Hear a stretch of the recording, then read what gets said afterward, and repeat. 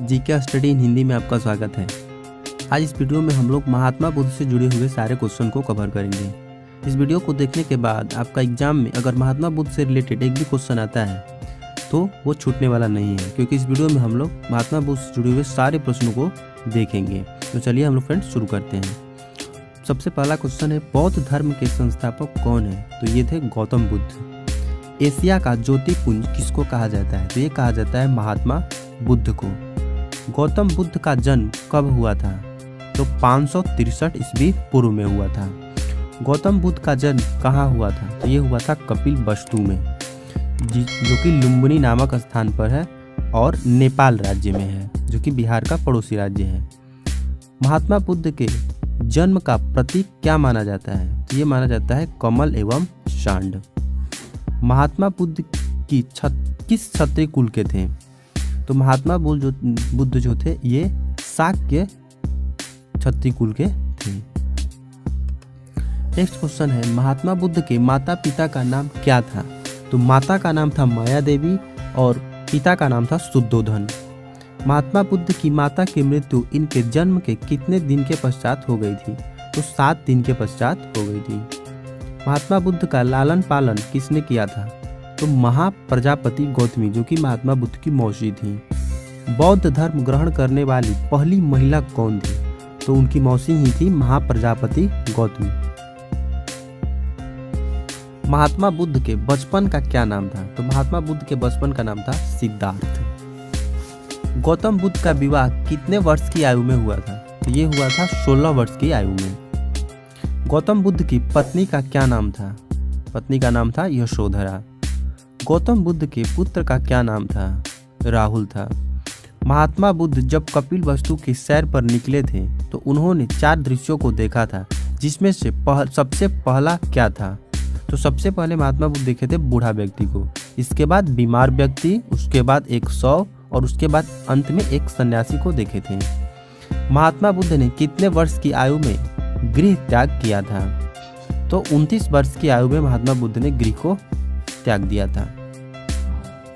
महात्मा बुद्ध की गृह त्याग की घटना को क्या कहते हैं? तो ये कहते हैं महाभिनिष्क्रमण। याद रखिएगा फ्रेंड्स, काफी इंपॉर्टेंट प्रश्न है। गृह त्याग की घटना को महाभिनिष्क्रमण कहा जाता है। बुद्ध के गृह त्याग का प्रतीक क्या माना जाता है? तो गृह त्याग की घटना का प्रतीक घोड़ा माना जाता है बौद्ध धर्म में। महात्मा बुद्ध के प्रथम गुरु कौन थे? तो प्रथम गुरु थे आलार कालाम। महात्मा बुद्ध के द्वितीय गुरु कौन थे? तो ये थे रुद्र करामपुत। महात्मा बुद्ध ने कितने वर्ष तक कठिन तपस्या की थी? 6 वर्ष तक महात्मा बुद्ध ने कठिन तपस्या की थी। महात्मा बुद्ध को कहाँ ज्ञान प्राप्त हुआ था? तो वैशाख पूर्णिमा के दिन की रात में निरंजना नदी के किनारे, जो कि गया जिले में है बिहार के, पीपल वृक्ष के नीचे बोध गया बिहार में प्राप्त हुआ था। अगर ये वीडियो आपको अच्छा लग रहा है फ्रेंड्स, तो अपने दोस्तों के साथ शेयर कीजिए और हमारे चैनल को जरूर सब्सक्राइब कीजिए। महात्मा बुद्ध की ज्ञान प्राप्ति की घटना क्या कहलाई? तो ये कहलाती है संबोधि। संबोधि का प्रतीक क्या है? तो ये है पीपल का वृक्ष, जिसे हम लोग बोधि वृक्ष भी कहते हैं। महात्मा बुद्ध ने अपना पहला उपदेश कहाँ दिया था? तो ये दिया था सारनाथ में। प्रथम उपदेश देने की घटना क्या कहलाई? तो धर्मचक्र प्रवर्तन। जब महात्मा बुद्ध ने प्रथम उपदेश दिया था तो उस घटना को हम लोग धर्मचक्र प्रवर्तन कहते हैं। प्रथम उपदेश किस भाषा में दिए गए? पाली भाषा में दिए गए। महात्मा बुद्ध ने सर्वाधिक उपदेश कहाँ दिए? तो कौशल देश की राजधानी श्रावस्ती में दिए हैं। बौद्ध धर्म के त्रिरत्न कौन कौन है? तो ये है बुद्ध, धम्म एवं संघ। बौद्ध धर्म कैसा है? तो बौद्ध धर्म अनिश्वरवादी है। बौद्ध धर्म के प्रचार करने वाले जो संन्यास ग्रहण करते हैं क्या कहलाते हैं? तो ये कहलाते हैं भिक्षुक। बौद्ध धर्म को गृहस्थ जीवन में अपनाने वाले क्या कहलाते हैं? ये कहलाते हैं उपासक। महात्मा बुद्ध की मृत्यु कब हुई थी? तो ये हुई थी 80 वर्ष की आयु में 483 ईस्वी पूर्व। महात्मा बुद्ध की मृत्यु कहाँ हुई थी? ये हुई थी कुशीनगर देवरिया, जो कि उत्तर प्रदेश में आता है। अगला प्रश्न है, महात्मा बुद्ध ने किसके द्वारा दिया गया अंतिम भोजन ग्रहण किया था? तो चुंद के द्वारा अंतिम भोजन ग्रहण किया था। उसके बाद उनकी मृत्यु हो गई थी। अगला क्वेश्चन है, महात्मा बुद्ध की मृत्यु की घटना क्या कहलाती है? तो ये कहलाती है महापरिनिर्वाण। काफ़ी महत्वपूर्ण प्रश्न है कि महात्मा बुद्ध की मृत्यु की घटना को क्या कहते हैं, तो महापरिनिर्वाण। महात्मा बुद्ध की मृत्यु का प्रतीक क्या माना जाता है, तो ये माना जाता है स्तूप। स्तूप को माना जाता है मृत्यु का प्रतीक। अगला क्वेश्चन है निर्वाण का क्या अर्थ होता है, तो ये अर्थ होता है दीपक का बुझ जाना या फिर जीवन मरण चक्र से मुक्त हो जाना। बौद्ध धर्म में निर्वाण का प्रतीक क्या माना जाता है, पद चिन्ह को माना जाता है। त्रिपिटक का संबंध किस धर्म से है, तो बौद्ध धर्म से है। महात्मा बुद्ध ने निर्वाण की स्थिति को कैसे बताया है, सभी इच्छाओं का मर जाना को निर्वाण की स्थिति कहा जाता है। बौद्ध संघ में सम्मिलित होने के लिए न्यूनतम आयु क्या रखी गई थी, ये रखी गई थी 15 वर्ष। प्रथम बौद्ध संगीति कब हुई थी, तो ये हुई थी 483 ईसा पूर्व राजगृह में अजात शत्रु के शासनकाल में और अध्यक्ष बनाया गया था महाकश्यप को। द्वितीय बौद्ध संगीति कब हुई थी, तो यह हुई थी 100 वर्ष के बाद 383 ईस्वी पूर्व में वैशाली जिले में काला शोक के शासनकाल में और अध्यक्ष बनाया गया था सबा कामी को। तृतीय बौद्ध संगीति कहाँ आयोजित हुई थी, ये हुई थी पाटलिपुत्र में 255 ईसा पूर्व में अशोक के शासनकाल में और अध्यक्ष बनाया गया था मोगलीपुत्र तीसरा को।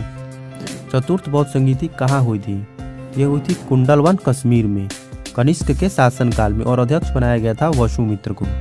हीनयान तथा महायान का संबंध किस धर्म से है, तो ये दोनों बौद्ध धर्म से संबंध है, दोनों बौद्ध धर्म की शाखाएं हैं।